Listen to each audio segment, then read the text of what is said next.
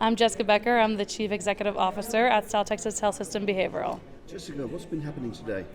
We are celebrating our Mental Health Awareness Month by having a panel discussion full of experts in various things. Our theme for the day is the community. We mean unity. So we are trying to get all these different aspects from law enforcement, politics, law enforcement, the VA, our own hospital, therapists, just to come together and discuss how we can support people that are dealing with mental health issues in our community and how we can build them up and break down the stigma. You don't usually see a panel with 8 people on, but like you say, you brought experts in from all sorts of industries. Yes, we have to. It's a full service here. We have to go from every aspect. Otherwise, that's the only way they're going to be successful, right? So if patients come into our hospital, they have to go back out to the community. They have to go back to work. They have to go back to schools. And so this is just really curtailing how everybody can work together and we can have that conversation as one versus I'm going to go to each person individually. In the press advisory promoting this, there was a line that said we have to fight the stigma associated with mental health. Do you feel that the general public, the community as a whole, is more receptive post-COVID, that people realised there was a big spike in mental health problems with the isolation COVID caused, and that people are more open and aware and willing to talk? Yeah, I think the conversations have happened more, where we're actually bridging it. We're hearing from the government, we're hearing it from different entities that, hey, guys, this is what could have caused with mental illness. So it kind of normalizes that they're doing it. So we're definitely seeing people come forward a lot more, which is great. It makes people feel like it's okay, like that we're struggling with this. It makes them talk about it and then get the help that they need. So I think it does. I think we kind of bridged that. We identified that this could have caused a mental health issue, that being isolated and away from people, that's not what we as humans are used to. We're used to connection. And so when they took that away, and for such a long period of time, of course, for our health, it changed a lot of ways that people were thinking. And so acknowledging it now is really vital. So yes. You mentioned the federal government there, making it going public and telling people how important this is. Do you happen to know what initiatives are coming down from Washington to help hospital systems like yours or community in general? Yeah, the Compact Act, which was mentioned today, has been a huge lift up for the VA. We see a lot more people getting care that they need, asking for help with that. With ours, we're having a lot more conversations about grants and things that people need and how we can kind of bridge those gaps. So I think there's a lot of kind of focus on it. I would say here in the Valley with the mental health units of the police departments has been fantastic. You don't see that everywhere. That is very unique to here. And they're focused on, hey, I'm going to go out there and touch base. And it's not just during the crisis. They're keeping tabs. I have officers calling me advocating for the people that they're dealing with to get help and to making sure that they're successful after they leave. And it's just really powerful to kind of see how interlaced everything is with mental health. Where do you think that initiative, that grassroots initiative came from?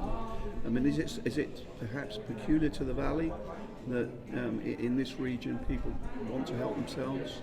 Yeah, I think able to identify it and to say, hey, we have an issue and this is how we're going to do it. I think this area is underserved a lot of ways, as we mentioned in the panel, especially for mental health, and to kind of bridge that gap. So noticing that we have people that are going to be incarcerated that have mental health issues, that's not the right place for them. So finding the right place. I think loved ones are trying to advocate more for their loved ones with mental health issues, rather than just saying, hey, let's just lock it away, I don't want to see it. It's more like, okay, let's have that conversation. So I think it is very unique, and I think it's fantastic, and they're constantly building.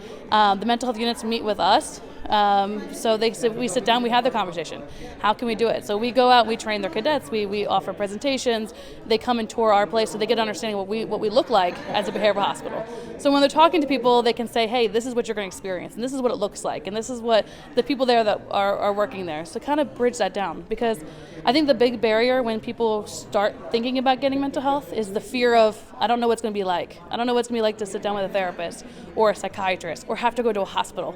And that unknown is where the fear lies. And so anytime we can break that down, we can kind of pull back the veil and say, okay, look, it's not that scary, it's okay, is ideal.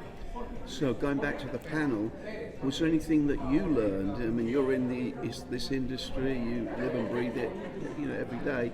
but was anything that struck you from any of the comments from the panelists? Yeah, I love the idea of having a clinic right there in your employment where it's you don't even have to clock out. It's just you just go down the hall or you go to the clinic and you're getting the care that you need, and it's completely separate from the thing. I thought that was really a smart idea.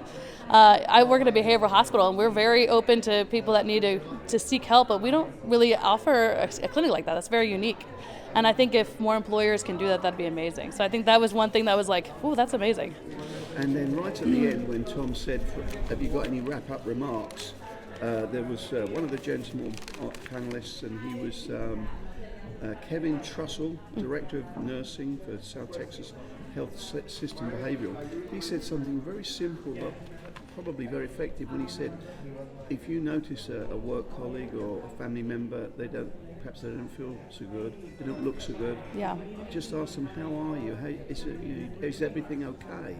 And that can start the discussion.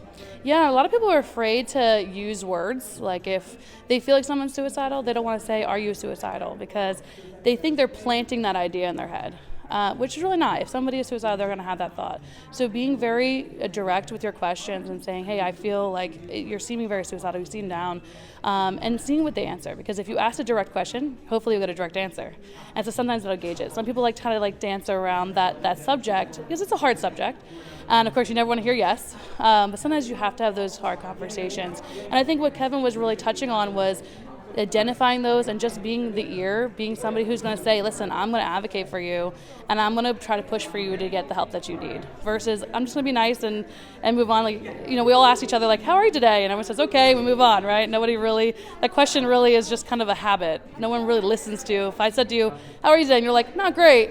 You're like, oh, that's terrible. I'm sorry to hear that. And I move on. But to identify that those conversations, if something's different, to acknowledge it. And then the bullet points you had on the big screen here, the myths associated with mental health, I thought that was very impactful. Mm-hmm. Was that your presentation? Yeah, we hear that stuff all the time. It's always, Kevin kept using the word crazy, right? And the reason he kept saying that is because we hate that word. There's no one that's crazy. It's a mental health. If someone has diabetes or high blood pressure, we're not going to sit there and say, oh, you're just ill, you're sick. We're not going to label it that way. It's an illness, and everyone is. When we offer an individualized treatment, it's because everyone has that individualized. So every person's a different person. Every person deals with different things. So those stigmas don't really match, right? A lot of times you hear people say, like, well, that person has it worse, so then why do I have room to complain? We're our own person. So my reality and my life is separate from everything else. And so everybody has to treat it that way, where I'm going to do what's right for me, not compare myself to other people. Well, Jessica, those were all the questions I had. Is there anything else you'd like to add? No, I'm just excited for you guys to be here. I hope you guys enjoyed the panel. I think it was very informative. We just have to go out there and really talk about mental health to friends, neighbors, coworkers, not just this month, but every month, every day, and keeping those in your front view. We'll get the word out. Thank you so much. Thank you so much. Jessica.